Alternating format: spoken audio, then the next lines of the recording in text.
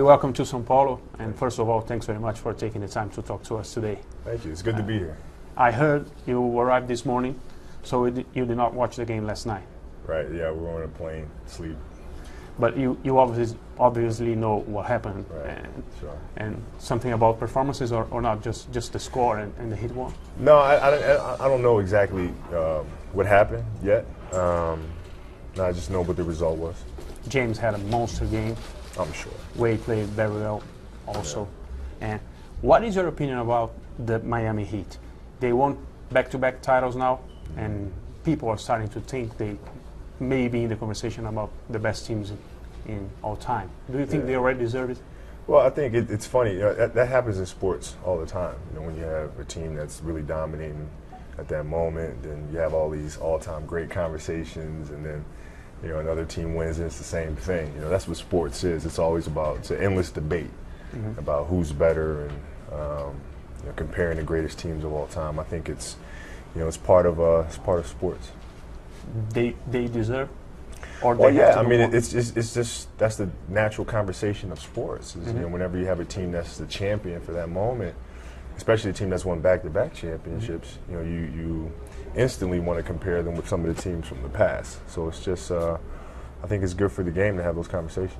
Speaking about you and James, what you've done in your careers, what you still can do in the game, do you think as the years go by and people put things in a broader perspective, will it ever get to the point that Jordan is not thought of almost unanimously as the best player of all time?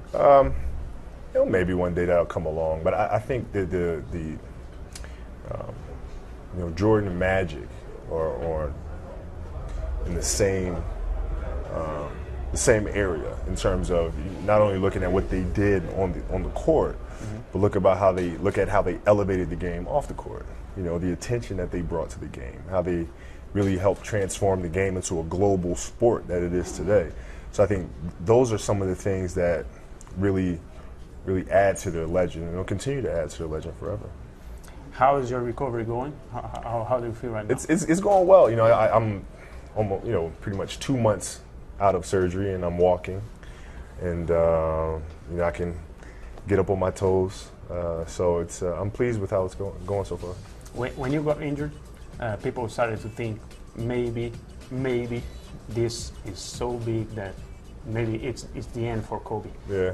Did it cross your mind, and do you think about the possibility of not being the same player physically as you always was? Sure. I think that you have to allow yourself to think that, because it keeps you on edge. It keeps you motivated, and it keeps you strong. And I think for me it was, once I started hearing everybody else say, well, maybe this is it, maybe this is too much, that's what really gave me the determination to see if I can prove them wrong. Did you speak to other athletes that had the same injury, like Beckham?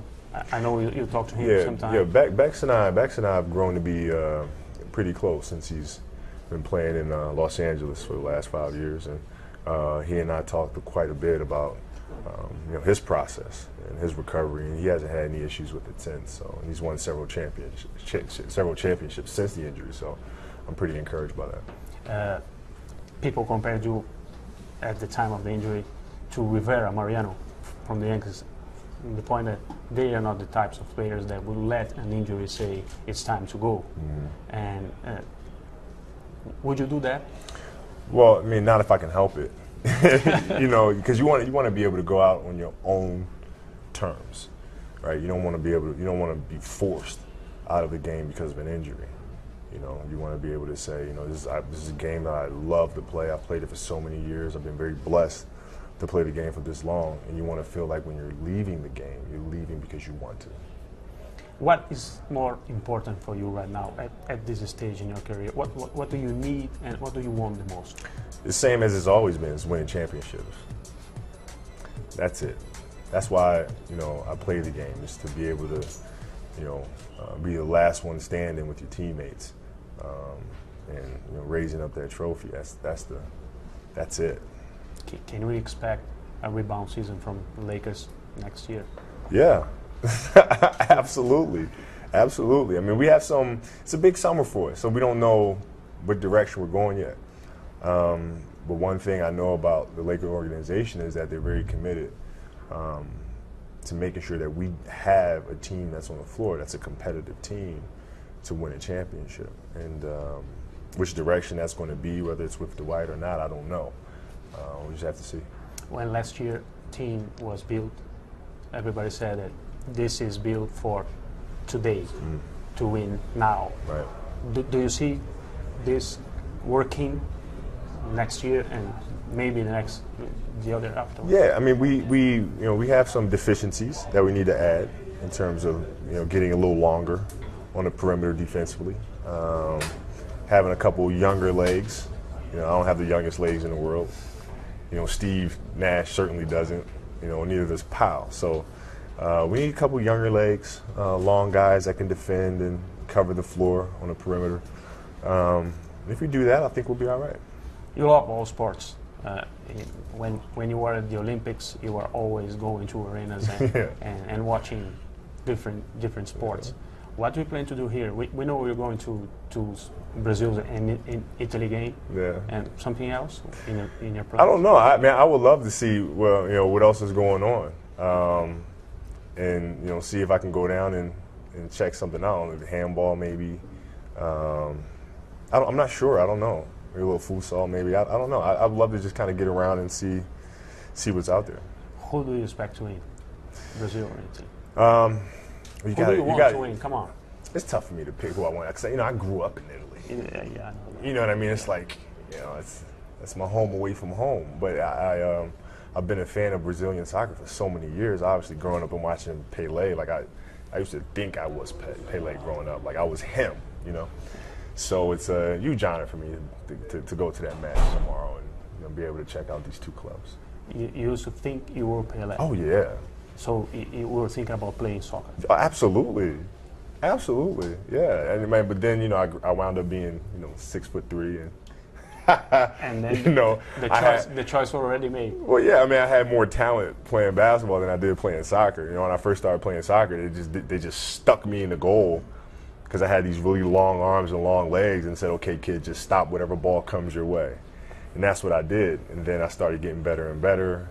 But I was never close to being as good at soccer as I was at basketball. And then when you started playing basketball, who would you want to be? Well, Oscar Schmidt. Oscar was, he was the guy when I grew up over there. I mean, he was playing in Europe at that yeah, time. he was. He was playing in Europe, and he was 35, 40 points every night. I mean, he was just automatic. And I remember just watching him play and saying, man, if I could shoot like that, at his height and be able to handle the ball at his size. And him and my father were very similar in that because they were both very tall and both could shoot the ball. So I was a really, really big fan of Oscar. I don't know if you know he's fighting brain cancer right now. I did not know that. Yeah.